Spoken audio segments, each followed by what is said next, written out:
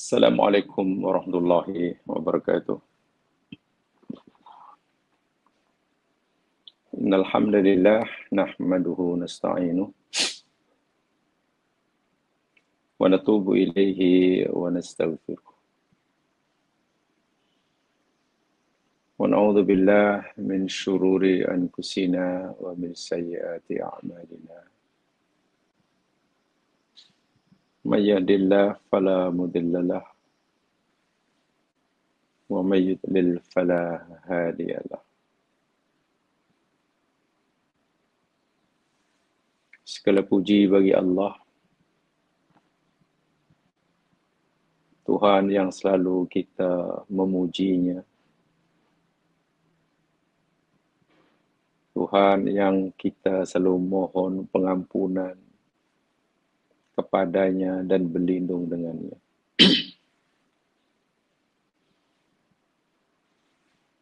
Kita berlindung dengan Allah SWT daripada keburukan amal perbuatan kita dan keburukan sifat-sifat dan perangai kita. Siapa saja yang Allah beri petunjuk, maka tiada siapa yang boleh menyesatkannya. Dan sesiapa yang Allah sesatkan, maka tiada siapa yang boleh memberinya petunjuk. Ala fa inna khairal hadithi kitabullah wa khairul hadyi hadyi Muhammadin sallallahu alaihi wasallam wa syarrul umuri muhdatsatuha. Ketahuilah, sesungguhnya sebaik-baik percakapan adalah Al-Quran, dan sebaik-baik bimbingan adalah bimbingan Nabi Muhammad sallallahu alaihi wasallam. Dan seburuk-buruk perkara adalah perkara yang diada-adakan di dalam agama.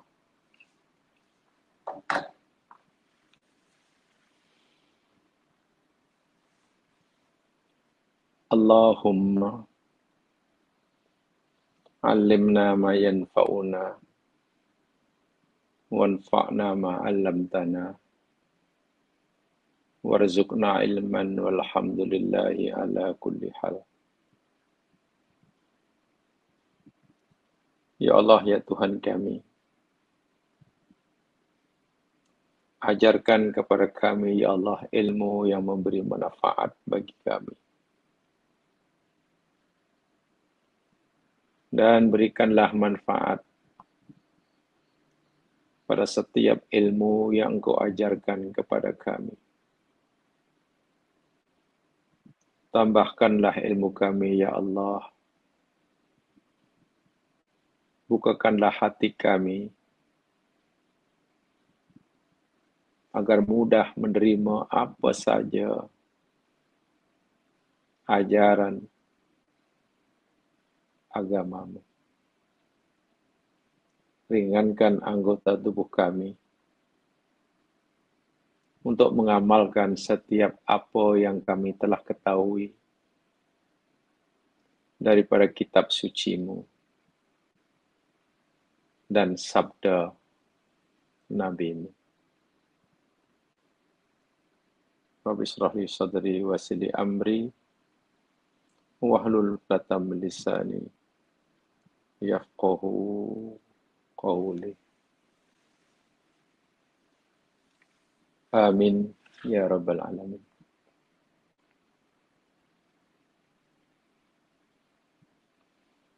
Muslimin muslimat, saudara-saudaraku seiman dan seagama.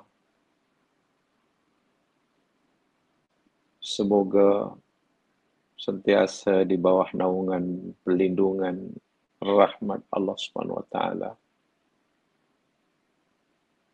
dimanapun kita berada, dalam keadaan apapun kita saat ini. Tidak menjadi masalah bagi kita sedang berada di mana, dalam keadaan kita seperti apa, selagi kita masih diberikan naungan, perlindungan, rahmat, dan ridhonya. Ridho Allah adalah segala-galanya dalam kehidupan. Apalah ruginya orang yang ditimpa kesusahan, walaupun kehilangan segala-gala pemberian Allah, selagi Allah masih meridhoinya dan mencintainya. Dan apalah untungnya orang yang mendapatkan segala apa yang diminta, dikabulkan segala hajat olehnya, jika Allah yang memberinya tidak menyukainya. Memiliki Allah adalah segala-galanya.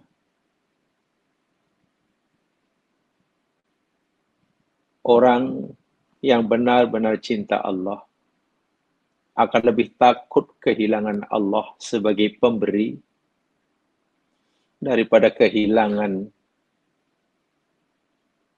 pemberiannya. Orang yang bijak lebih mencintai zat yang memberi daripada mencintai pemberiannya.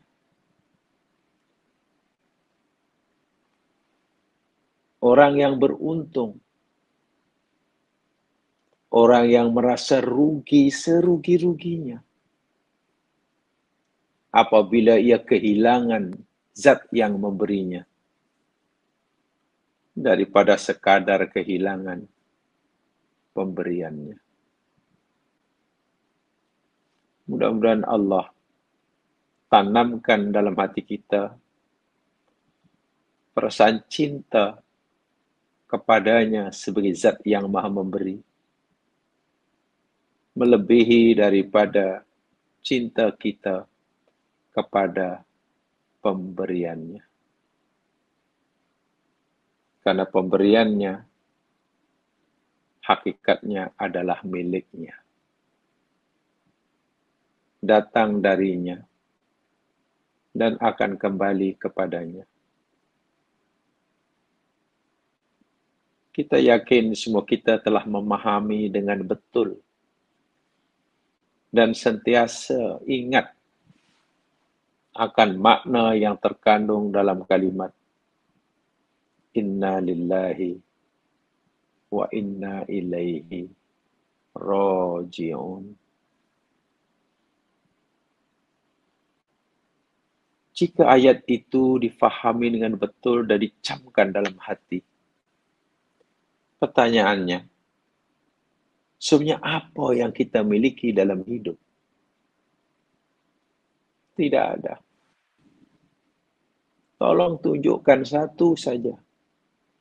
Atau tolong kita tunjukkan pada diri kita apa satu saja, apa yang jadi milik kita sebenarnya. Tidak ada. Karena inna lillah wa inna ilaihi raji'un. Jangankan nikmat Allah yang ada di luar tangan kita, di luar diri kita sekalipun milik Dia dan akan kembali kepadanya. Kita tidak memiliki apa-apa. Karena segala-galanya milik Dia, diberikan pada kita untuk kita memanfaatkan. Dia hanya izinkan kita memanfaatkannya bagi kepentingan kita, memudahkan kita menjalankan tugas kita sebagai hambanya. bukan untuk kita miliki. Karena Allah tidak pernah tukar hak milik dengan kita. Karena kita tidak pernah memiliki dan tidak akan memiliki apa-apa. Maka kita tidak ada hak untuk menggunakan apa yang ada pada diri kita semau kita. Sewajibnya. Sebaliknya, kita wajib menggunakan setiap apa yang Dia berikan pada kita. Kita guna dan kita manfaatkan sesuai dengan kehendaknya. Walaupun dia tidak punya kepentingan apa-apa. Sebaliknya, semua itu untuk manfaat dan kebaikan kita sebagai hambanya, dunia dan akhirat. Usikum wa iyaya. Usikum wa iyaya. Usikum wa iyaya. Muslimin, muslimat, para pendengar, saudara-saudaraku seiman dan seagama. Mari kita teruskan siri kajian kita, Surah Yusuf. Hari ini kita akan pelajari sama insyaAllah mula ayat yang ke-62. Setelah kita pelajari sama beberapa ayat sebelumnya menceritakan tentang bagaimana perbualan antara adik-beradik Yusuf yang datang ke Mesir karena negerinya dilanda krisis ekonomi yang teruk. Ya, boleh katakan kebuluran lah. Karena bahan makanan tidak ada. Datang ke Mesir untuk mendapatkan bantuan. Karena Mesir di bawah pendirian Yusuf waktu itu satu-satunya negara pada zaman itu yang tetap makmur, tetap cukup bekalan stok makanan untuk rakyatnya. Walaupun dunia saat itu dilanda krisis ekonomi yang sangat-sangat dahsyat lagi parah.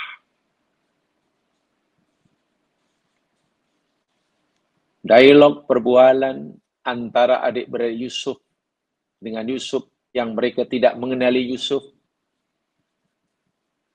Mereka telah mendapatkan apa yang mereka harapkan daripada Yusuf dari negara Mesir, bantuan makanan untuk 11 orang. Bantuan makanan untuk 11 orang sebagai bekalan makanan untuk 1 tahun. Sedangkan mereka hanya datang 10 orang. Tapi Nabi Yusuf, karena kenal siapa mereka, dipenuhi permintaan mereka. Oke, aku bagi 11. Bantuan makan, walaupun kamu datang 10. Karena kamu kata kamu ada adik yang tidak ikut sama.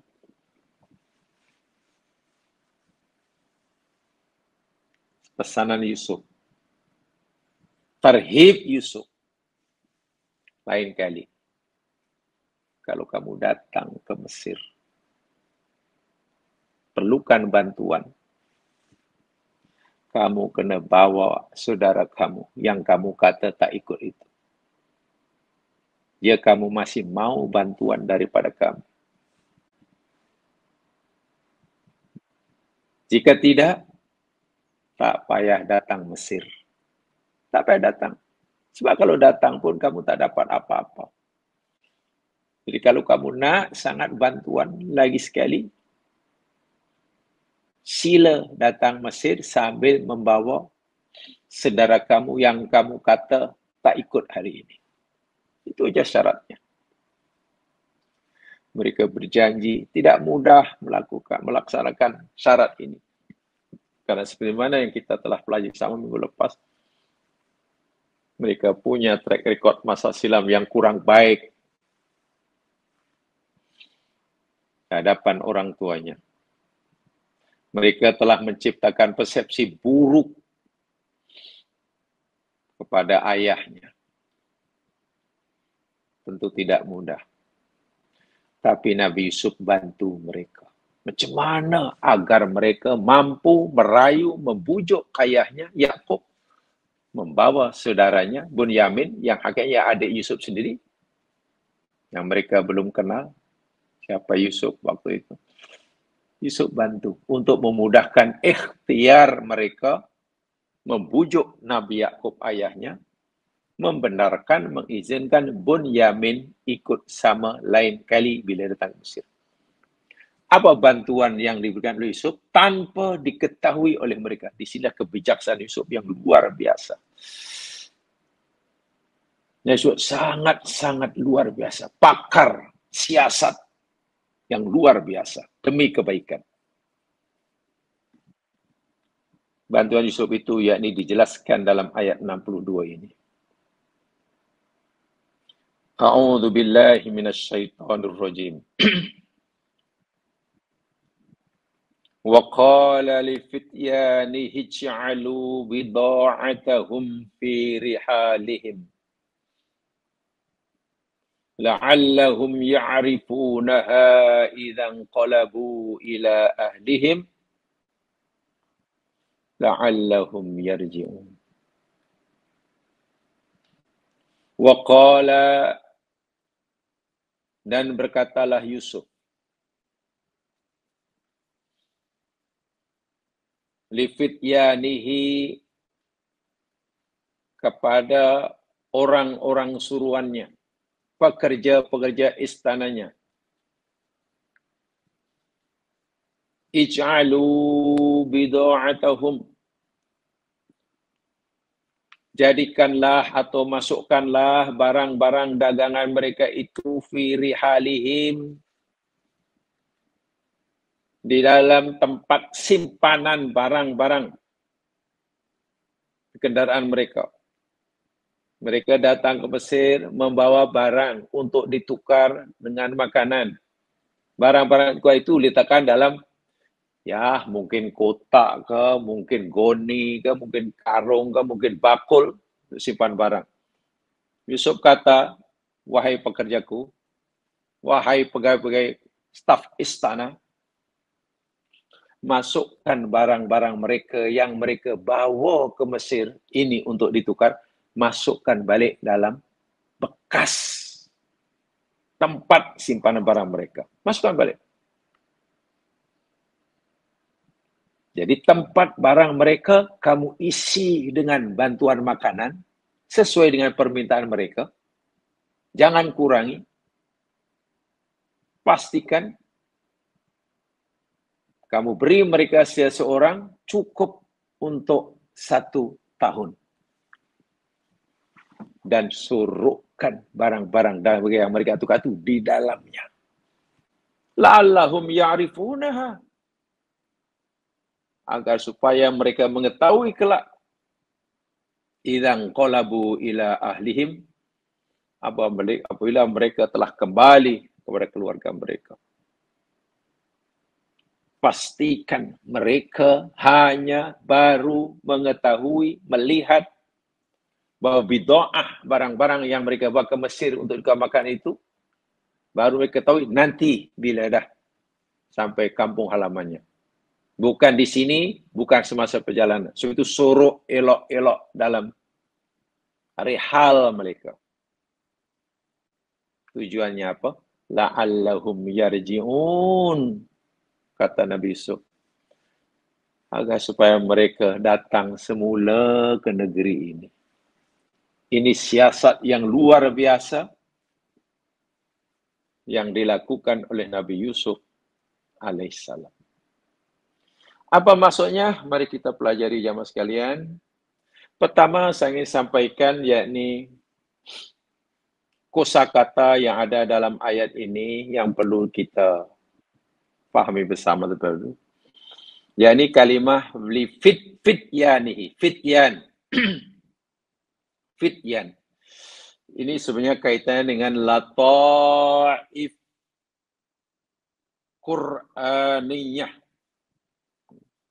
Jadi ada satu ilmu berkaitan dengan tafsir Al-Quran ini, kaitannya dengan bahasa, namanya lataiful Qur'aniyah. Kehalusan bahasa Al-Quran. Al-Quran, bahasa Arab, yang mempunyai kehalusan bahasa, ketinggian sastra, kecanggihan balaghah yang luar biasa. Hingga peringkat pemilihan kosakata sangat-sangat tepat. Karena Al-Quran, yakni kitab mukjizat dari berbagai aspeknya, termasuk aspek bahasa, sehingga pemilihan kosakata dalam Al-Quran amat detail, cermat, bijak sungguh. Contoh di sini kalimat fityan. Fityan. Ya mas kalian, fityan itu bentuk jamak. Mufradnya fata. Kalau seorang fata, anak muda. Jamaknya boleh fityan. Jamaknya juga boleh fityah. Fityan boleh, fityah pun boleh. Macam akhun, jamaknya ikhwan pun ada, ikhwah pun ada. Macam sobiyun, jamaknya sibyan pun ada, sibyah pun ada. Jadi dua jamaknya. Kedua-duanya jamak taksir. Fityatun pun jamak taksir, fityan pun jamak taksir. Daripada fata. Fata yakni syabun bainal murahiqah warrujulah. Fata itu yakni seseorang, ya oranglah kanak-kanak, selepas murahiq hingga rojulah. Jadi umur di antara murahiq selepas balik hingga matang itu panggil syabun. Asal kalimah fata itu yakni asyabul qawi. Anak muda yang kuat. Itu makna asal fata. Anak muda yang kuat. Sama ada kuat fisikalnya, kuat mentalnya, kuat jiwanya, tak kisahlah.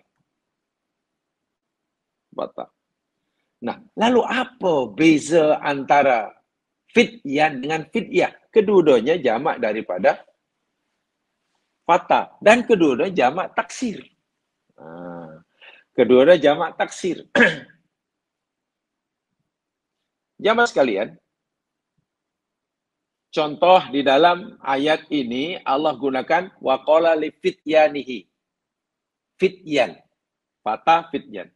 Sementara dalam surah Al-Kahfi, dan surah Al-Kahfi, ketika Allah cerita tentang pemuda-pemuda pilihan Allah, Ashabul Kahfi, Allah kata, nahnu nakussu alaika nabahum bilhaq. Kami kisahkan, ceritakan kepada engkau, ya Muhammad, berita mereka ini dengan sebenarnya. Innahum fityatun amanu birabbihim wazidnahum huda. Sesungguhnya mereka itu fityah, anak-anak muda yang beriman dengan Tuhan mereka dan kami tambahkan pada mereka petunjuk. Itu Al-Kahfi 13 tuh. Kenapa dalam Al-Kahfi gunakan fityah, anak-anak muda? Sementara dalam surah Yusuf 562 gunakan fityan, yang maknanya juga anak-anak muda. Ini kaitannya lataif Quran ya. Keduanya sama-sama jamak taksir. Keduanya sama-sama jamak taksir. Bezanya jamaah sekalian, kalau fityan dalam ayat ini, fata fityan itu jamak taksir lil kasroh. Jamak taksir lil kasroh. Jadi jamak taksir untuk membawa mana banyak. Lebih 3 hingga tanpa had. Itu namanya kasroh. Jadi boleh jadi 3, 6, 10, 13, 55. Ya, itu kasroh. Sementara fityah itu jamak taksir lil killah. Jamak taksir untuk kilah sedikit. Yakni menukar pada bilangan lebih 3 kurang 10. Itu fityah. Situ dalam Al-Kahfi Allah gunakan fityah karena jumlah mereka itu lebih 3 kurang 10. Kalau lebih 3 hingga seterusnya, gunakan fityan. Dari sini kita faham, dalam asal Kahfi Allah nak memberitahu jumlah pemuda yang Allah tidurkan itu yang pasti lebih 3 kurang 10. Yang dalam Kahfi kan disebutkan ada yang kata 5, yang ke-6, ada yang 7, yang ke-8-nya.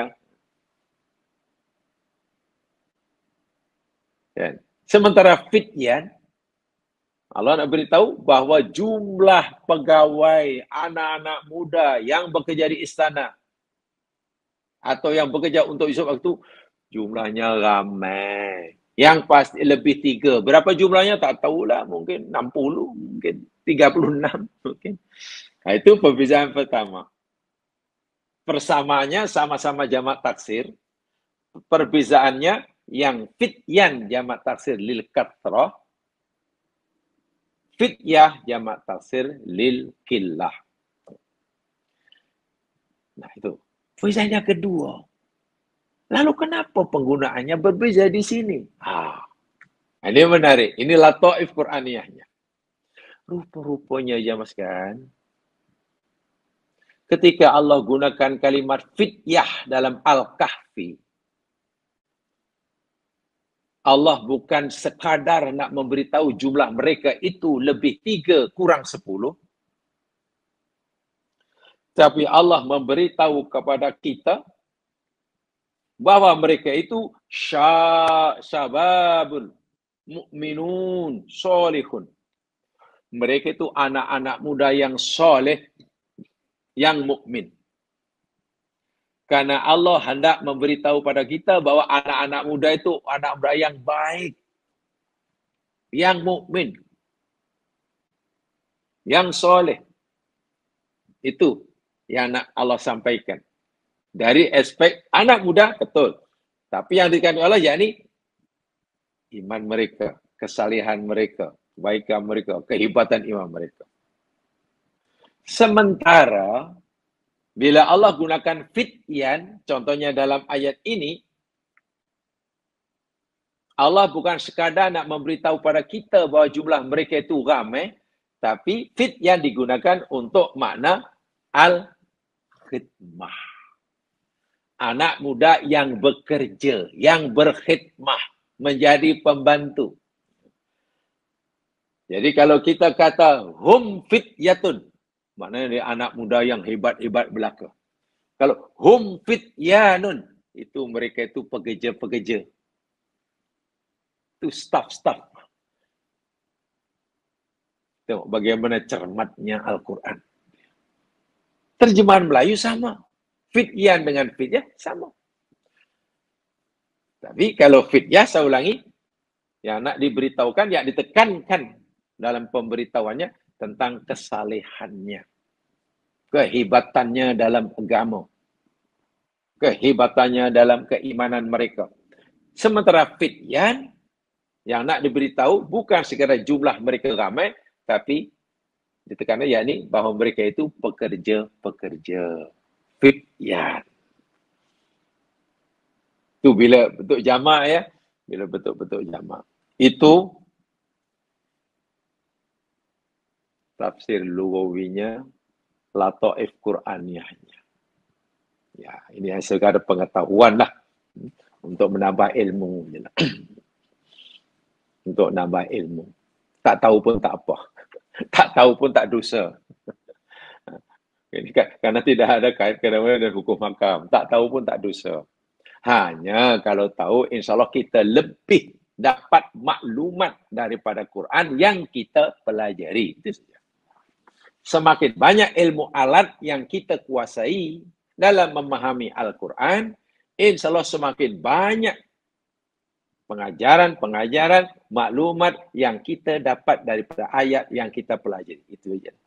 Tapi kalau kita tidak punya ilmu alat atau kurang ilmu alatnya, ya kita dapat pengajaran Al-Quran, tapi tak sebanyak mana lah. Tak sebanyak mana lah. Itu maksud saya. Baik. Sekarang saya sampaikan tafsirnya. Kita kutip dahulu apa kata mufasir-mufasir yang telah berjasa pada kita. Pertama, seperti biasa, saya sampaikan tafsir As-Sa'di. Imam As-Sa'di berkata, saya bacakan tafsir beliau. Qala Yusuf li fityanihi ay alladhina fi khidmatihi. Nabi Yusuf berkata kepada anak-anak mudanya, mana pembantu-pembantunya, pekerja-pekerjanya yang berkhidmat dengannya, ij'alu bida'atahum, jadikanlah, masukkanlah barang dagangan mereka itu ay at-taman alladhi staru bihi minal bro. Yakni barang yang nak ditukar dengan makanan. Ingat ya, pada masa itu jamaah sekalian, seperti mana kita terpelajari tiap hari, bahwa perniagaan itu secara barter trade, tukar barang. Jadi mereka bawa barang, ya, ditukar dengan makanan. Jadi bid'ah di sini maksudnya itulah. Apa itu barang yang mereka bawa? Ya macam-macam lah. Macam-macam. Sehingga ada pendapat yang mengatakan begini. Ini kata Ad-Dhahhak. Imam Ad-Dhahhak berpendapat, berdasarkan riwayat yang disandarkan pada Ibnu Abbas, bahwa barang-barang dagangan yang hendak ditukar, yang mereka hendak tukar dengan makanan di Mesir, jadi mereka daripada itu, yakni kanatin ni'alu wal dia hanya selipar, kasut dan kulit. Itu riwayat daripada Ibnu Abbas yang dikutip oleh Imam Ad-Dhahhak. Dari negeri dia, bawalah selipar, kasut yang sudah mungkin sudah dipakai, tapi masih ada nilainya, dan juga barang-barang kulit dibawa ke Mesir nak tukar dengan makanan. Boleh jadi. Ada yang mengatakan yang lain, yang dibawa itu yang pasti perkakas rumah tangga lah, ada yang kata periuk lah, ada yang kuali, wallahu a'lam. Yang pasti ada barang-barang yang masih ada nilainya, hendak ditukar dengan makanan. Nah, barang-barang ini, kata Yusuf AS kepada pekerjanya, masukkan semula dalam goni, karung mereka. Tanam dalam makanan. Jangan sampai nampak, kata Imam As-Sa'di. Akhirnya mereka betul. Jangan sampai nampak. Jadi nanti biar mereka tahu. Biar mereka baru tahu bila mereka nanti sampai di rumah. Jangan di tengah jalan. La'allahum ya'rifunaha. Ay bita'atum idza ra'au ba'da dzalika fi rihalihim la'allahum yarji'un. Tujuannya ini. Siasah Nabi Yusuf ini ada maklamat, ada tujuan. Tujuannya la'allahum yarji'un. Ay la'allahum hina idzan yarji'una ilaina maratan ukhra. Lihat faulana fi maqabli ma akhaduhu. Tujuannya supaya mereka datang semula ke sini. Kali yang lain. Untuk menyatakan balik kepada kita apa yang mereka telah ambil. Ini kata Imam As-Sa'di.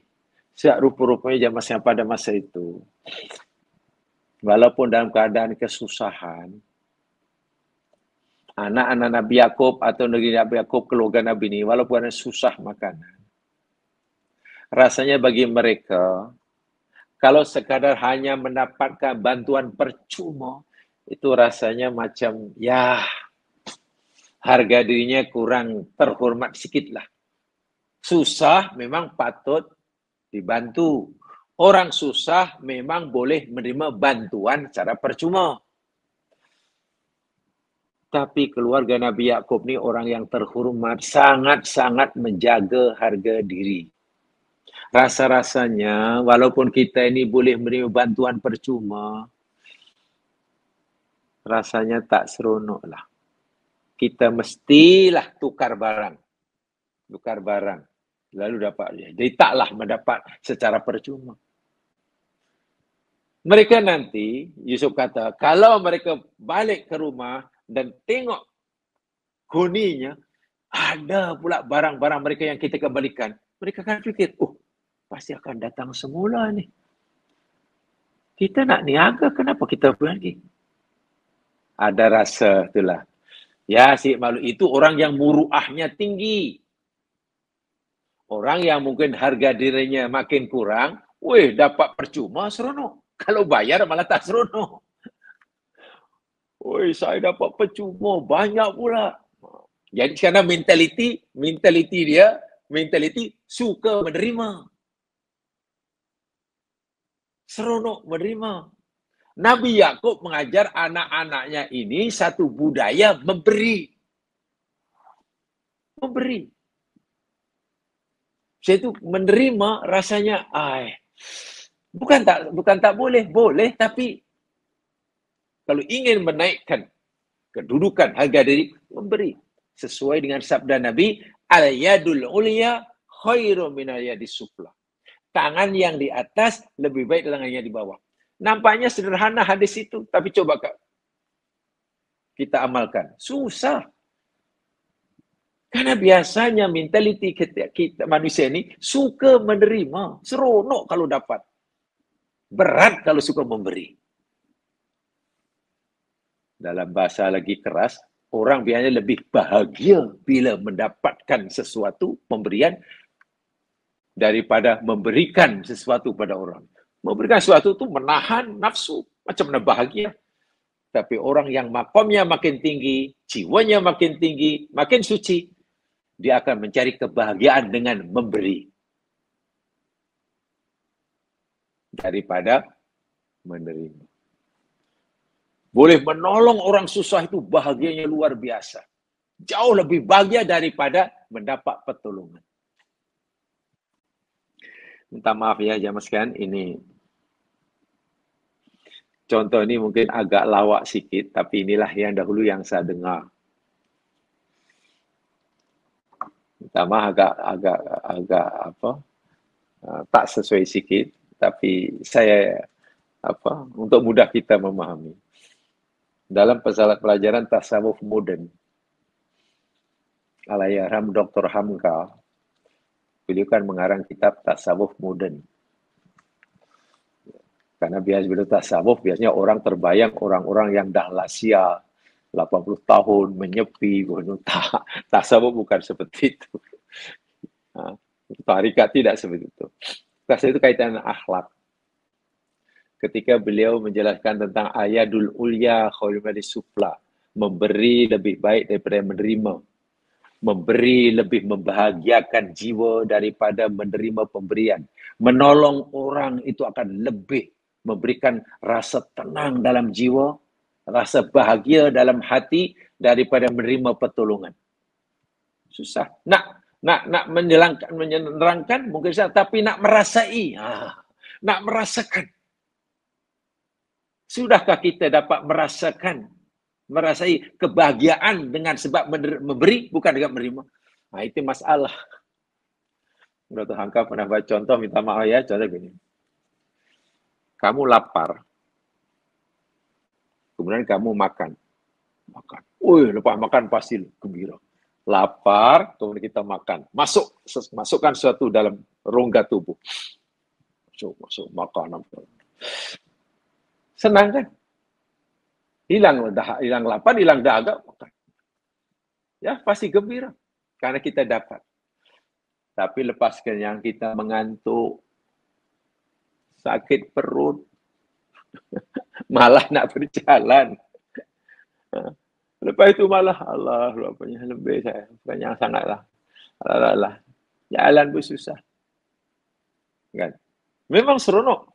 Lapar jaga karena kita bandingkan dengan minta maaf, perut sakit. Karena penuh dengan macam-macam isi perut. Ada angin, ada macam-macam lah nak perut sakit kan. Wow. Minta maaf, dah tak tahan lah nak membuang isi perut. Carilah tandas untuk BAB. Cari apa dia nak BAB. Nak bab. BAB, buang air besar. Kalau BAK, buang air kecil. Cari tandas, lepas tu buang, minta maaf ya. BAB terlepas. Allah sana. Kosong. Daripada penuh, buang kosong. Leganya luar biasa. Alim Dr. Hamka tanya, tuan-tuan, puan-puan, ibu-ibu, bapak-bapak, masa itu mana yang lebih membahagiakan kita? Selepas makan, kenyang, kemudian kita mengantuk, atau selepas kita buang air? Ya, selepas buang. Begitulah sebetulnya. Coba kamu pernah merasakan begitu? Merasakan kegembiraan karena tolong orang, itu lebih besar daripada gembira selepas. Nabi Yusuf mengajarkan ini karena tahu ayahnya itu Nabi. Ayahnya mengajar anaknya. Kalau boleh kita ini memberi. Kalau mendapatkan sesuatu pun, ya tolonglah kita. Tukar barang lah. Walaupun barang kita mungkin tidak ada, kurang ada nilai-nilai, tak apalah. Ya, hanya kasut, hanya kulit. Berapa nilainya? Lalu dibagi makanan yang banyak. Alhamdulillah. Tapi sekurangnya kita batal trade. Rasa-rasanya kalau hanya menerima bantuan percuma. Allah. Orang yang sudah biasa membudayakan memberi, tiba-tiba menerima bantuan, itu rasa gelisah. Kurang selesa. Berbeza dengan orang yang memang dari kecil membudayakan diri, membudayakan untuk menerima. Malas memberi. Wah, kalau tak dapat, demam dia. Kalau tak dapat pemberian, demam. Atau kalau terpaksa memberi pun, demam juga. Ini sebenarnya kaitannya dengan akhlak. Masya Allah. Nabi Yusuf kenal betul ayahnya. Ini ayahku. Nih. Keluarga aku payahnya. Saya itu la'alahum yarji'un. Aku harap kalau mereka nanti tahu bahwa barang mereka aku kembalikan. Pasti mereka rasa bingung. Kita kena balik Mesir. Kenapa kita tak diambil? Jangan-jangan Raja Mesir tak tahu yang kita nak tukar barang. Sepatutnya sebelum masukkan makanan ke karung goni kita, ambillah barang kita. Jangan-jangan lupa. Kita kena kembalikan. Tujuan Nabi Yusuf supaya dia balik semula ke Mesir. Tengok, siasah yang luar biasa. Siasah luar biasa. Ini apa namanya? Makna pertama. Nanti ada makna yang lain. Apa maksud? Apa tujuan Nabi Yusuf? Masukkan semula barang-barang mereka dalam goni mereka, ditimbun, ditutup dengan makanan pemberian Yusuf ini. Jadi maksudnya, Yusuf berkata pada pegawainya yang bekerja, yang melaksanakan tugasan ini, A'idu ila rihali haulailkum. Kembalikan sajalah. Barang-barang mereka itu kembalikan, pulangkan semula, masukkan semula dalam goni, tutup, timbun, timbus dengan makanan. Yani al-athman alladhi dafa'uha lana fi muqabili ma khaduhu minna min ta'am. Barang-barang yang mereka jadikan untuk membayar harga makanan yang kita berikan kepada mereka, yang mereka minta dari kita. Waf'alu dzalika duna asyurubikum. Tapi ingat, wahai anak-anak mudaku, pekerjaku, lakukan itu semua tanpa disedari oleh mereka. Siasat Yusuf memang luar biasa. La'alla haula'il qaum indam ya'uduna ila biladihim, supaya dia orang ini nanti bila sampai ke kampung halaman, dah jumpa dengan keluarganya, wa yaftahun amti'atahum, dan mereka telah membuka goni, karung, bakul mereka. Fajidu fil atman adzfauna lana, dan mereka dapati barang mereka rupanya ada di dalam itu. Kita tak ambil sikit pun. Fi muqabalati ma akhaduhu min ta'ami ghairihi. Sedangkan mereka sudah mendapatkan apa-apa yang mereka minta daripada kami. La'allahum yarji'un, nanti setelah mereka balik semula, apa maksudnya? Pertama tadi saya sampaikan. Itu kata Imam As-Sa'di. Imam As-Sa'di. Begitu juga kata Imam Al-Baghawi. Dalam tafsirnya lebih kurang begitu juga. Yakni sama maksudnya. Jadi seperti mana yang selalu saya katakan, kalau dalam tafsir itu satu ayat, pemahaman mufassir, tafsiran mufassir dalam ada satu ayat itu lebih kurang sama. Kalau ada 3 tafsir, 4 tafsir, saya hanya ambil satu aja. Saya sering katakan itu ya. Katalah ada satu ayat. Ayat ini umpamanya. Ar-Razi kata begini, Ibnu Katsir kata begini, Qurtubi kata begini, dan lebih kurang sama. Saya ambil satu saja. Tidak berusaha sampaikan semuanya. Kan sama. Kan sama. Itu apa yang saya sampaikan. Baik, jemaah sekalian, hadis ini ulama tafsir berbeza pendapat begini. Ikhtalafu fi sababil ladzi fa'alahu Yusuf min ajli. Ulama-ulama tafsir berbeza pendapat dalam memahami apalah sebab, apa yang menyebabkan Nabi Yusuf menyuruh pekerjanya mengembalikan, meletakkan semula barang-barang mereka dalam goni mereka, ditimbus dengan makan subuh hari. Atau kenapa Nabi Yusuf tidak ambil bid'ah mereka sebagai tukaran. Sebagai tukaran. Adakah karena mereka itu saudara mereka? Sehingga ada yang berbuat, oh ini maknanya Yusuf sudah tidak adil. Makanan itu harta negara. Mesti dijual dan negara mesti dapat pulangan. Kenapa Yusuf dengan semaunya, dengan berikan dengan percuma? Lalu apa yang negara dapat? Ada yang masih mengatakan Nabi Yusuf tidak memberikan semua kepada mereka percuma sehingga negara kerugian, tidak. Nabi Yusuf mengganti barang-barang mereka yang Yusuf pulangkan, kan seakan negara rugikan, yakni dengan gaji Yusuf. Yusuf sebagai pegawai kerajaan itu adalah gaji dalam arti kata ya ma'unah lah, bisyarah lah. Yusuf ganti, tak apalah. Walaupun sebetulnya harta mereka itu milik negara, tapi aku pulangkan, tak apa, aku gantilah ke negara. Yusuf adil. Jadi Yusuf berikan bukan kerana yang datang itu adik-beradik, bukan. Kalau orang lain bid'ahnya diterima. Orang lain tukar barangnya diterima. Tapi ini pasal adik-beradik dikembalikan, bukan pasal adik-beradik. Di sini jam sekian ada rahsia dia.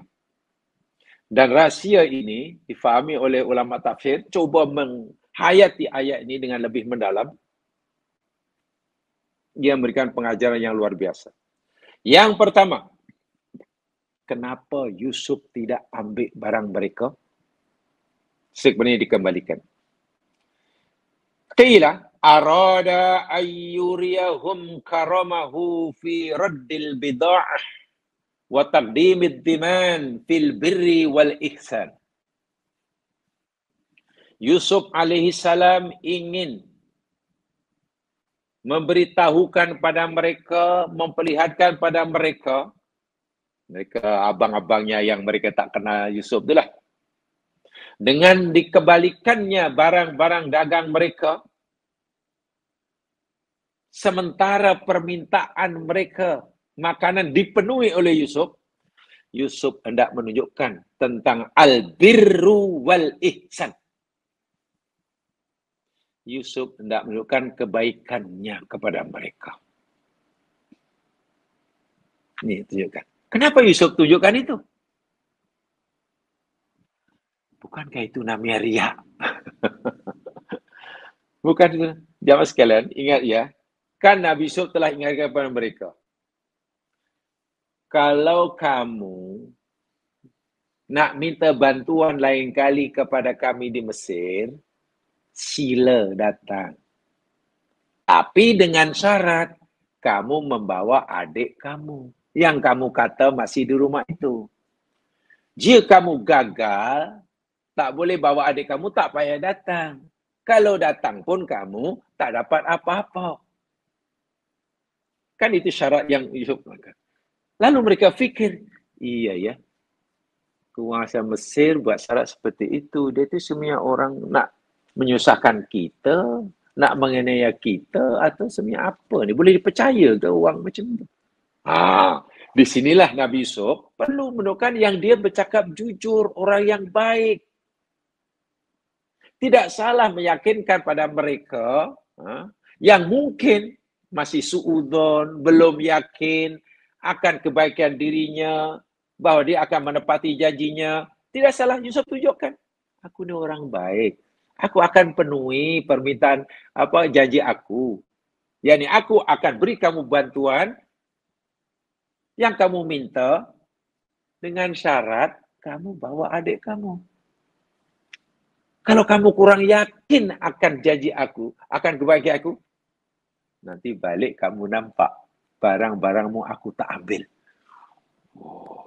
Pasti itu akan memberikan satu kesan, oh iyalah rupanya Raja Mesir ini orang yang sangat baik rupanya. Barang kita tak diambil, dermawan sungguh. Dermawan sungguh. Jadi kalau dia berjanji nak bagi kita bantuan makanan, hanya dengan syarat aku bawa adik, itu pasti akan ditunaikan. Itu tujuan dia. Jadi ingin meyakinkan orang yang belum yakin bahwa dia orang baik, itu boleh. Anda orang baik, Anda orang boleh dipercayai.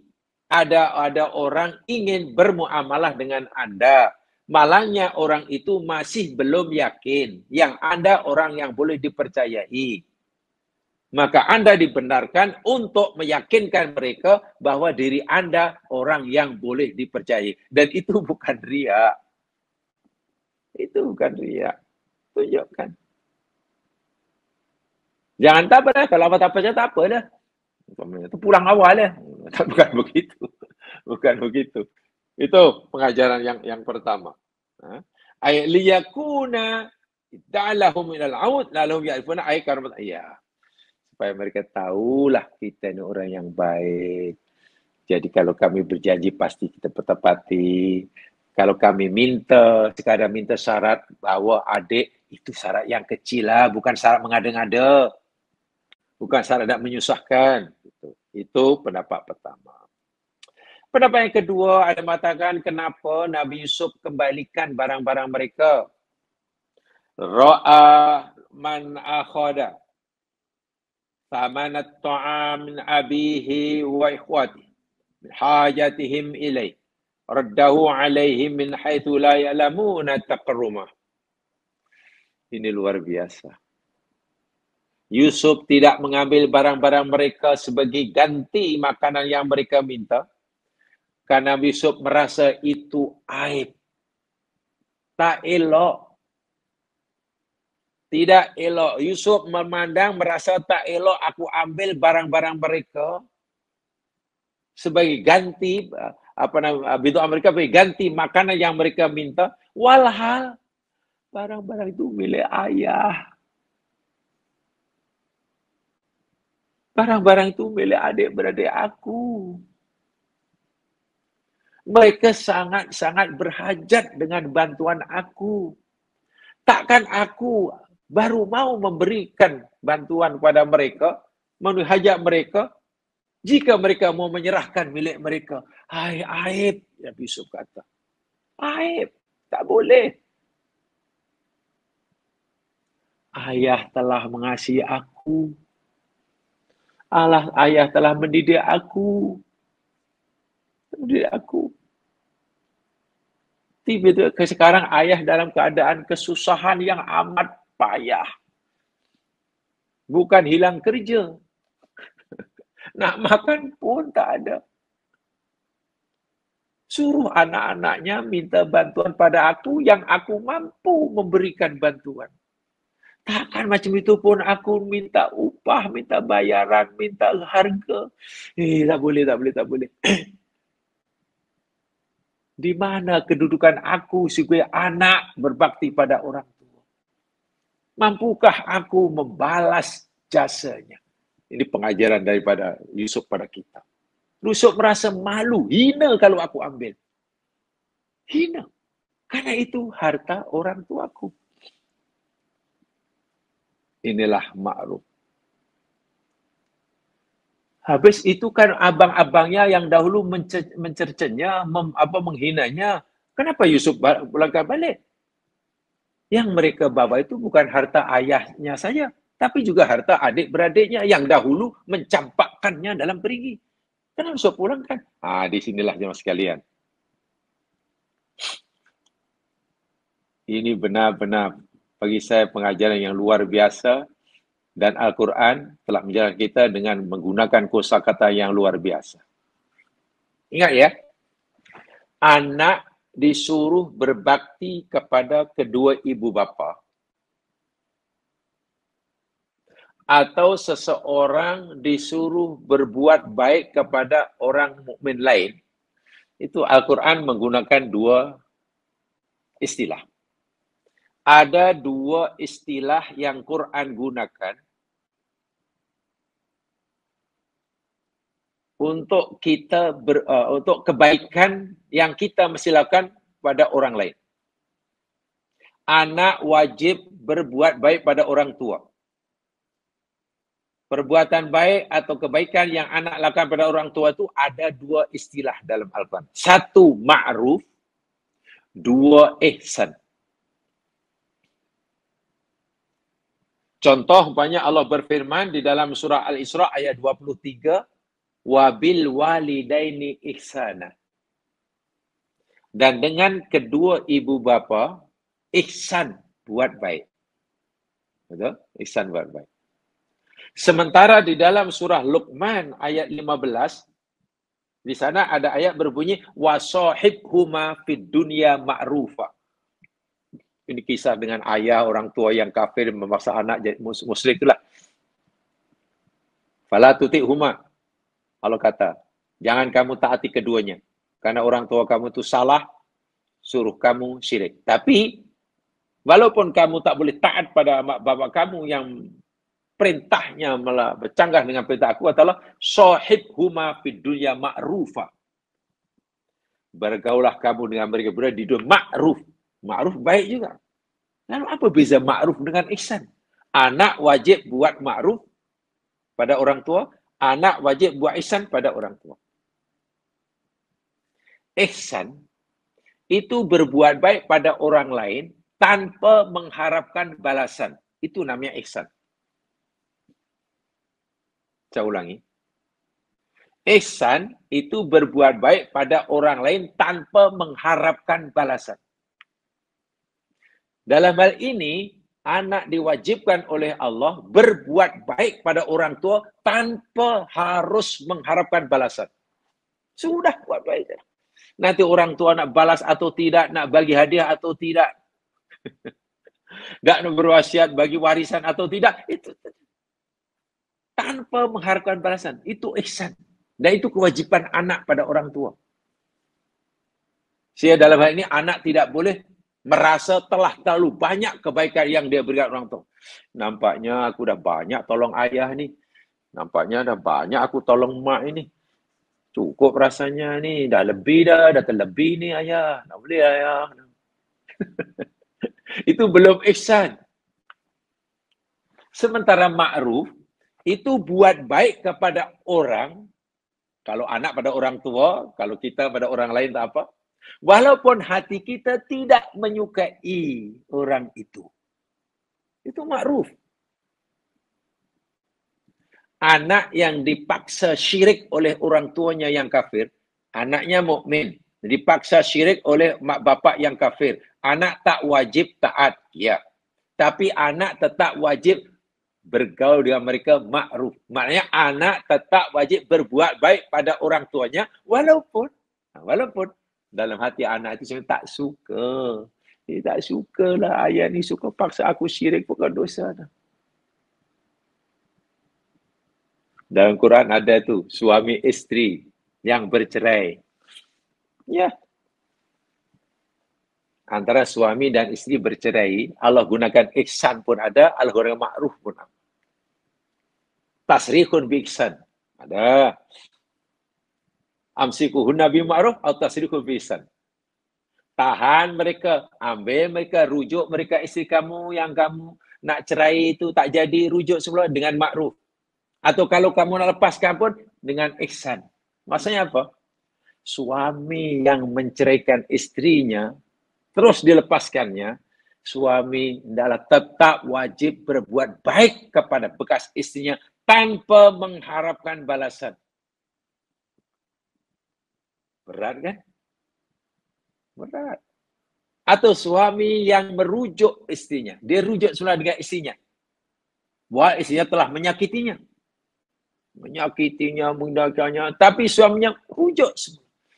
Ketika suami memilih untuk rujuk, suami wajib buat makruf kepada istrinya sebagai suami. Artinya tetap menjalankan kewajipannya kepada istrinya walaupun dalam hatinya ada rasa tak suka. Itu makruf. Amar ma'ruf nahi munkar. Betul? Ada amar ihsan. Amar ma'ruf. Apa amar ma'ruf? Kita suruh amar ma'ruf. Maknanya apa? Kita suruh mengajak, menyeru orang-orang lain kepada kebaikan. Kepada siapa orang lain yang kita ajak baik itu? Termasuk orang yang kita tak sukai. Saya nak bagi satu contoh. Ini semua kaitannya dengan akhlaknya sekalian. Ini kaitannya dengan akhlak, bukan hukum hakam ya. Ini bukan cerita hukum hakam, bukan syariah, bukan akidah, tapi lebih pada akhlak.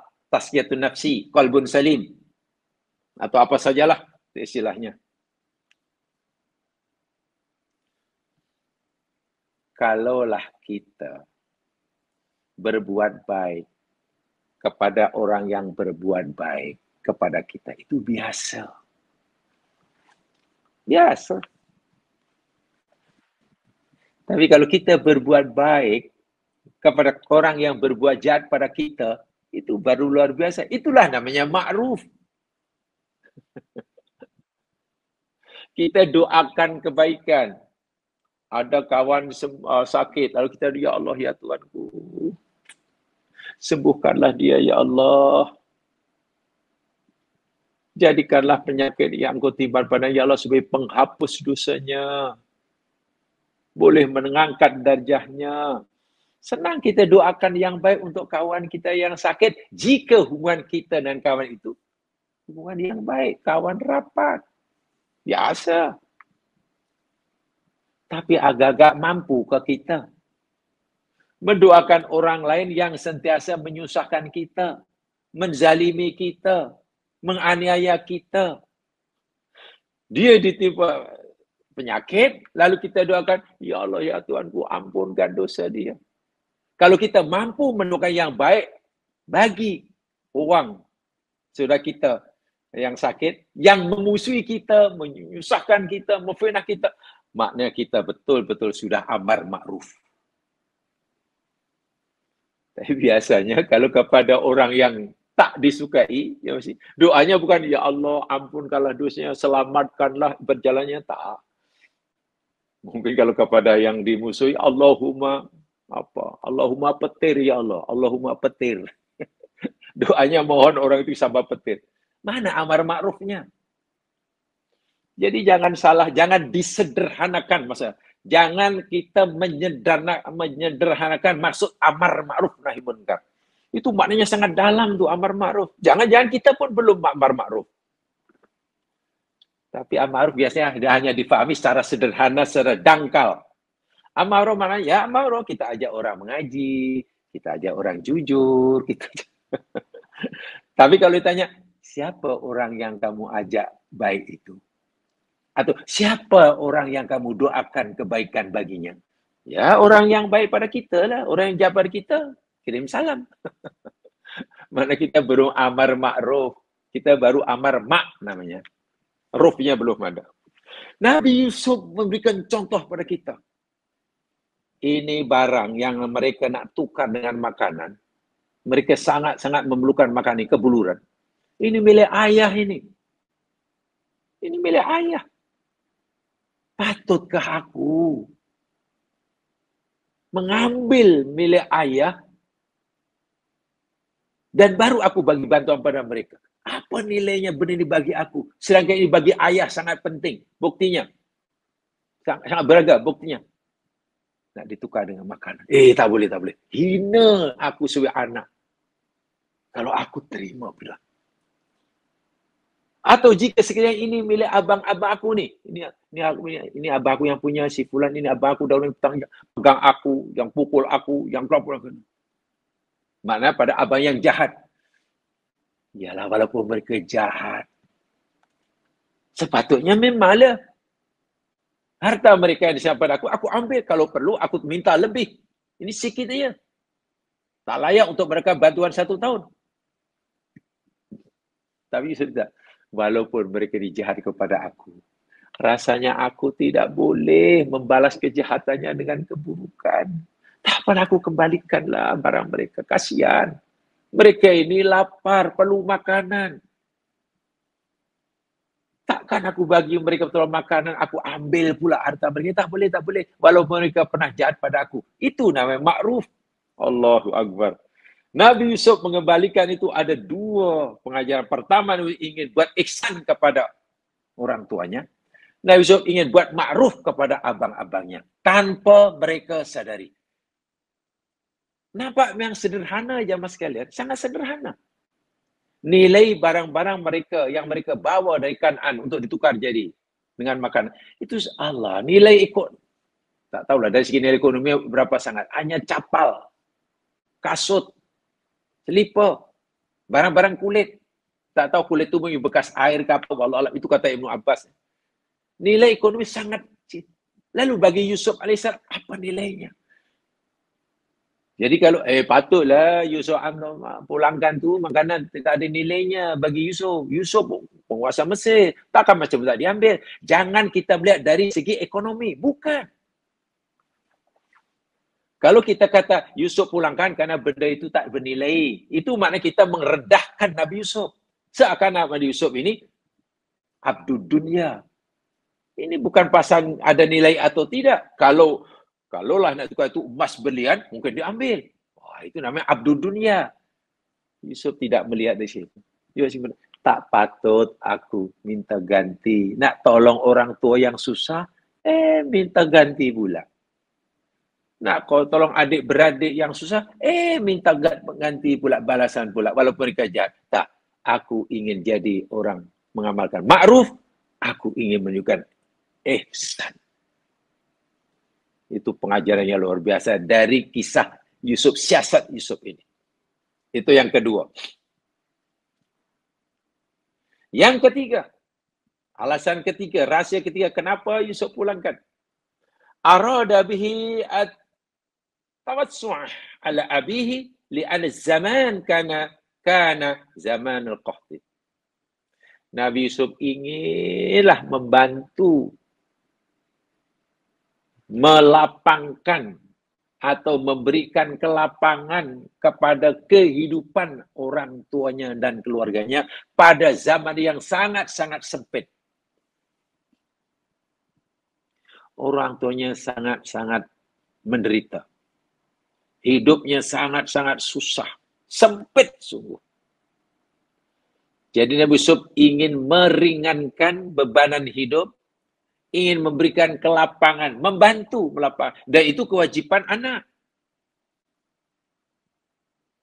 Contohnya apa? Bukan sekadar mereka diberi bantuan makanan secukupnya untuk 1 tahun, barang-barang mereka yang mereka ikhlaskan untuk ditukar jadi makanan pun Yusuf kembalikan. Niatnya hendak meringankan bebanan, melapangkan. Betapa tidak, mereka tidak kehilangan apa-apa. Sebenarnya mereka mendapatkan bantuan secukupnya. Maknanya Yusuf bukan asal memberi. Yusuf yakni memberi segala-galanya. Mereka bukan sekadar mendapatkan apa yang mereka cari. Lebih daripada itu. Tidak kehilangan apa-apa, tapi mendapatkan segala-galanya. Itu pihak Nabi Yakub dan adik-beradik. Nabi Yusuf AS memberikan segala-galanya dan tidak mendapatkan apa-apa. Ini pelajaran akhlak, pelajaran ihsan, pelajaran qalbun salim, pelajaran tasfiyatun nafsi, atau pelajaran tazkiyatun nafsi, atau pelajaran apalah. Tasawuf mungkin ada orang gunakan istilah begitu, silakan. Yang tidak mudah. Tapi inilah pengajaran dia berkisah ini. Yang digali oleh ulama-ulama tafsir dalam memahami wajah. Sebab kisah dalam Al-Quran bukan semata-mata kisah. Sejarah Al-Quran bukan semata-mata sejarah. Tapi sejarah Al-Quran yakni mau'izah. Pengajaran. Di sana ada pengajaran yang luar biasa. Dan itu telah dilakukan, telah dialami. Jadi bukan teori. Kisah sejarah dalam Al-Quran ini bukan teori karena pelakunya telah melakukan. Yusuf bukan sedang berteori. Nabi Yusuf telah mencontohkan ajaran ini dalam kehidupannya. Luar biasa. Maksudnya apa? Aya'rifu annahu la yadhmi dzalikal aqul li ajil idza wa dzulmi wala li talabi ziyadah fi tsaman. Yusuf kembalikan itu, yakni supaya mereka tahu bahwa Yusuf tidak ingin minta sesuatu daripada mereka. Tak akan mungkin merasa, tak ingin balas dendam lah. Karena dahulu kamu telah menyakiti aku. Karena dahulu kamu telah mencampak aku dan pergi. Dan sekarang kamu datang ke Mesir. Minta bantuan. Tak apa. Barang-barang yang kau bawa aku ambil semuanya. Sementara bantuan yang aku berikan kurang dari sepatutnya. Kamu dahulu jahat. Karena kamu jahat, aku beri kamu sikit. Ini bantuan. Cukup untuk makan 1 bulan. Tidak. Karena dahulu kamu jahat. Bidoah kamu aku rampas, aku ambil. Dan bantuan aku berikan pada kamu, tapi hanya cukup 1 bulan. Tak. Yusuf tidak begitu. Itu bukan perangai Nabi Yusuf. Sebaik, walaupun dahulu kamu jahat pada aku. Bantuan aku berikan pada kamu. Seperti pada orang lain. Cukup untuk keperluan 1 tahun. Dan barang-barang bidoah aku tak ambil. Orang lain aku ambil. Allahu Akbar. Ma'ruf. Ihsan. Alasan yang berikutnya, kenapa Yusuf tidak ambil, arada ayya'rifa abuhu annahu akramahum wa talabahu lahu limazidil ikram fala yaqulu ala abihi irsala wala yaqulu ala abi irsalu akhihi. Yusuf maukan sangat, berharap sangat nanti ayahnya yang Nabi Yakub mengetahuinya bahwa Yusuf telah memberikan kemuliaan, penghormatan, bantuan yang luar biasa kepada mereka. Setelah ayahnya menyadari bahwa orang Mesir ini sangat-sangat baik pada mereka, bagi asuhnya, maka diharapkan, Yusuf mengharapkan, mudahlah, ringanlah bagi ayahnya melepaskan Bunyamin mengikuti abang yang nanti bila ke Mesir atas permintaan orang yang membantu itu. Bahasa mudahnya, orang yang sebaik ini kepada kami. Dahlah kita diberi bantuan sebanyak ini. Barang-barang kita tak diterima, dipulangkan semula. Sangat hebat orang ini, sangat mulia lah. Jujur sungguh lah. takkanlah aku tak kabulkan permintaannya. Wahai permintaan hanya mau anakku, namun Yamin, ikut abang-abangnya bila pergi Mesir. Bukan dia minta anakku, bukan nak tawan sebagai pengganti. Hanya minta anakku Bunyamin menyertai abang-abang. Takkan aku macam itu pun, aku tak lepaskan. Ialah orang berbuat baik pada kita, ya kita pun kena berusaha berbuat baiklah. Membenarkan, mengizinkan Bunyamin ikut abang ke Mesir itu sebenarnya jauh lebih ringan daripada nih, lebih kecil daripada bantuan yang diberikan oleh Yusuf pada mereka. Mereka belum kenal itu Yusuf ya. Kan Nabi Yusuf tidak minta, lain kali datang ke saya bawa adik kamu sebagai ganti. Itu lain. Jadi kalau Nabi Yakub melihat kehebatan penguasa Mesir, walaupun waktu itu belum dikenalnya itu Yusuf, maknanya melepaskan Bunyamin tak ada masalah. Yang jadi masalah, Nabi jadi berat itu kerana ya, Nabi Yakub ingat peristiwa silam yang dialami oleh Yusuf. Mereka pernah berjanji juga pada aku nak jaga Yusuf. Yusuf malah hilang tak kemana sampai hari ini tak jumpa. Itu yang menghantui Nabi Yakub. Jadi ingat itu rasa berat nak melekat Bunyamin.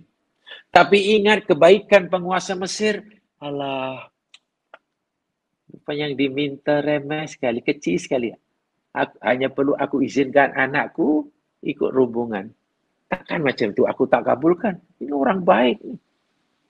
Tengok bagaimana Yusuf telah berjaya menyentuh hati sanubari yang paling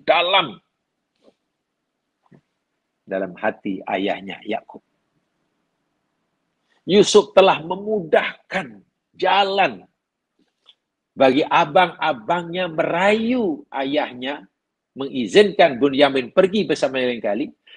Yusuf telah memudahkan, meringankan bebanan yang ditanggung oleh Nabi Yakub untuk melepaskan Bunyamin pergi bersama anaknya lain kali. Ini yang saya arti bantuan Yusuf tanpa mereka sadari. Tanpa mereka sadari. Dan ini ajaran Allah Subhanahu wa ta'ala. Dan ada yang berpendapat ya mas kalian. Ini Imam Al-Qalbi yang berpendapat ya. Ya ditahu alla yakuna an abihi mal waraq maji'una bi martan ukhra. Yusuf kembalikan barang-barang dagangan mereka ini. Tidak diambil. Kata Imam Al-Qalbi, karena Yusuf takut, Yusuf khawatir. Boleh jadi, jangan-jangan, mungkin nanti ayah tidak mempunyai barang lain untuk ditukar dengan makanan. Kalau aku ambil hari ini, barang-barang ayah ini, aku simpan di Mesir. Dan aku bagi mereka makan. Lain kali bila datang ke Mesir, pasti kena bawa bidoah lagi.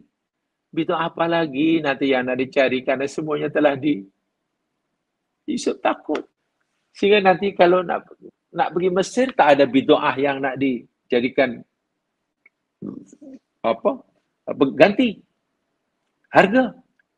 Tak nak pergi Mesir, mereka perlu makanan. Yusuf fikir sampai sejauh itu. Kata Al-Qalbi, beliau dapat mengesan pengajaran dari Yusuf. Yusuf berfikir, jangan-jangan. Bayangkan kalau aku ambil ini. Ayah dah tak ada lagi bidoah untuk ditukar dengan makanan. Sedangkan mereka masih perlu makanan. Dan untuk dekat makanan perlu ada bidoah sebagai penggantinya. Kalau aku dah ambil, kasihannya lah ayah. Kalau orang sanggup menjual apa yang ada untuk didapatkan makan, mana orang paling susah.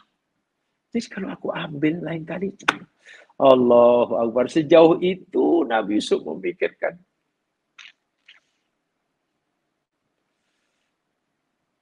Tengok bagaimana tajamnya penglihatan batin Nabi Yusuf. Bagaimana cerdasnya Yusuf dalam memahami situasi. Dan itu, Masya Allah,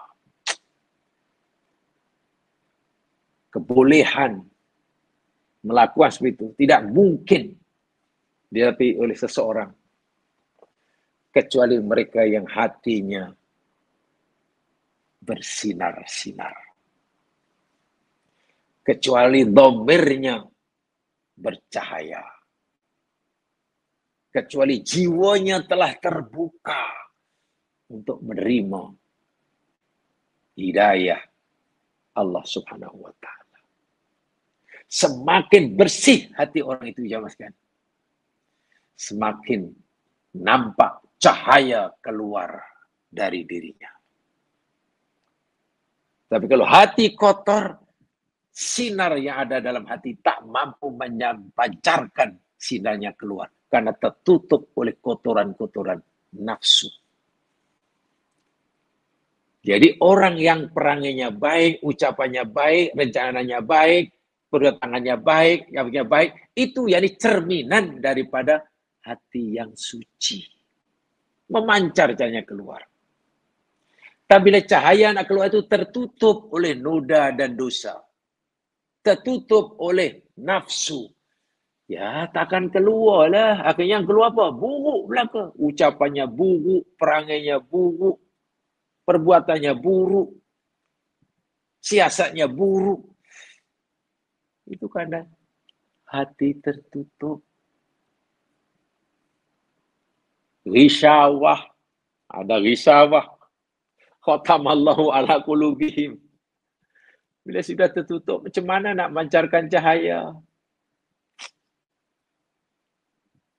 Sebab itulah orang kata, nak baik atau tidak baik perangai, tangan ini bergerak baik ke tidak, mata ini melihat yang baik atau tidak, ucapan ini bila baik atau tidak, yang didengar itu baik atau tidak, yang dibuat nanti baik atau tidak, itu syarat utamanya. Syarat pertama dan paling utama, membersihkan yang ada di dalam. Membetulkan rajanya ada di dalam ini. Hati itu kan raja, jamaah sekalian. Anggota tubuh ini tentera aja, diarahkan oleh hati, terpulang. Tangan memukul itu yang mengarahkan yang di dalam. Tangan menolong yang mengarahkan di dalam. Jadi kalau yang di dalam itu sudah berpenyakit, fi qulubihim maradun, ya sudah. Satu dosa, satu titik hitam. Dua dosa, dua titik. Kalau tak ditaubat, banyak. Wow, banyak titik. Satu titik, dua titik, banyak titik. Yang jadi batik. Batik itu banyak titik. Iya.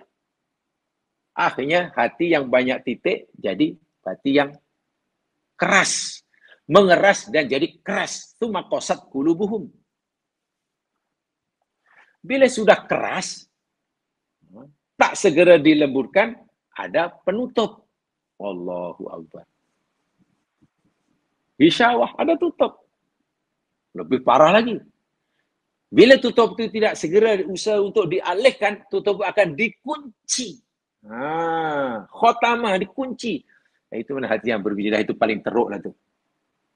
Untuk jadi lembut macam mana? Hati yang berkunci tadi, kena dibuka kuncinya. Bila kunci buka, masih ada penutupnya. Penutup akan dibuang. Bila penutup dibuang, masih keras. Perlu dilembutkan. Sudah mulai lembut, masih ada bintik-bintik hitamnya. Bintik hitam baru ditanggalkan.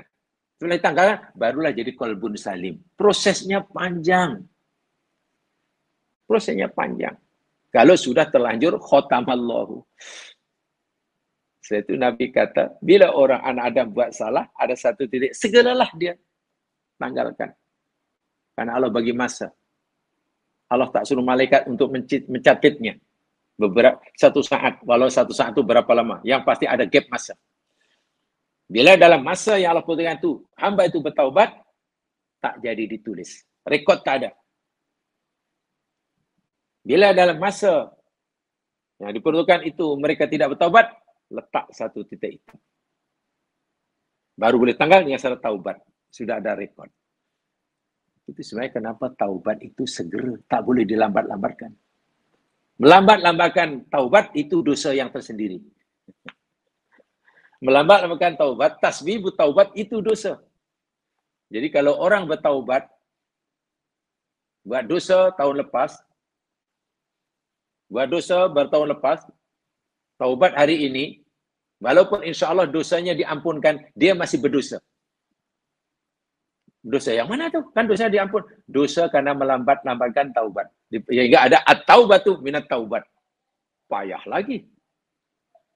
Itu cara biar hati itu terbuka sehingga semua yang keluar itu baik belaka. Tiba jadi cerdas. Orang tiba jadi cerdas, jadi baik.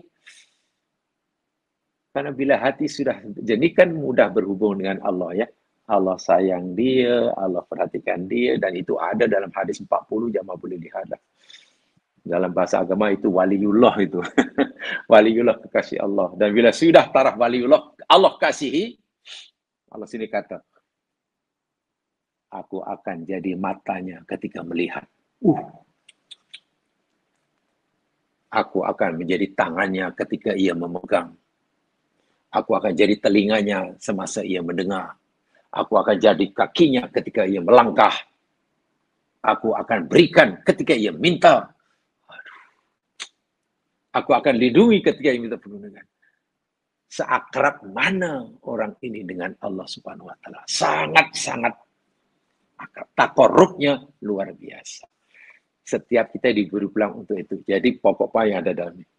Jangan abaikan. Kita boleh belajar apa saja untuk mengisi otak kita dengan pelbagai ilmu. Koleksi fikir namanya. Ilmu masuk semua. Tapi ingat, hati jangan dibiarkan. Jangan terlepas pandang. Karena menyucikan yang ini jauh lebih penting daripada sekadar mengisi otak dengan pelbagai ilmu. Belajar banyak ilmu, baik. Tapi menyucikan hati, jauh lebih baik, lebih utama. Lakukan kedua seiring. Mudah-mudahan Allah berkati. Wallahu alam. Subhanakallahumma bihamdika asyhadu an la ilaha illa anta astaghfiruka wa atubu ilaik. A'udzu billahi minal hasy. Innal insana fi khusr illa alladziina aamanu wa amilus shalihaati tawassaw bil haqq wa tawassaw bis sabr. Assalamualaikum warahmatullahi wabarakatuh.